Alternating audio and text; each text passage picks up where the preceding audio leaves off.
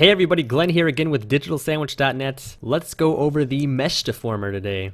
So the Mesh Deformer is a lot like the FFD Deformer, except you can do way more with it. So here I have this platonic object, and what I want to do is deform it. So let's go to the Deformer menu, Mesh.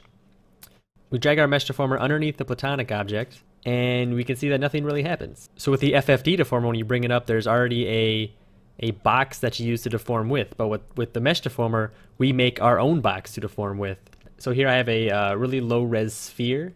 If I drag this into our Mesh Deformer underneath cages and click Initialize, Auto-Initialize, we can use this to deform our platonic object. So let's go to the sphere, go into point mode, grab a couple points, move these around, and you can see that it's deforming our platonic object.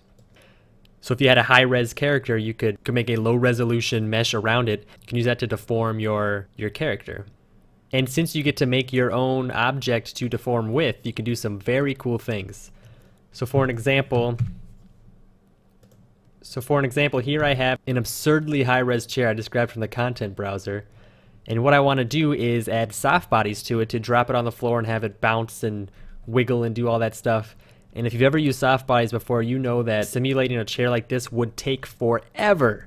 So what we can do is make a really low resolution box, put the soft body dynamics tag on that, use that as the Mesh Deformer, and then put the Mesh Deformer on the chair and use the cube to simulate the soft bodies and deform it.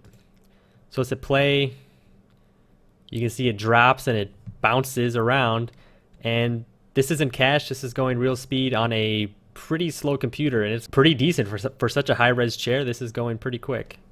So obviously doing it this way isn't as physically accurate as putting the soft bodies on the chair itself, but putting it on the chair itself would probably crash my computer and I would never get it done. So you have a tight deadline. This is a really good time saver.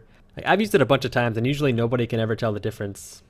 So another example of what you could do is if you have a really high-res character and you're having a really hard time skinning and rigging that character, what you can do is make a really low-res version of it, rig that low-res version, and then use the Mesh Deformer to deform your high-res mesh. So for DigitalSandwich.net, this is Glenn with the Mesh Deformer.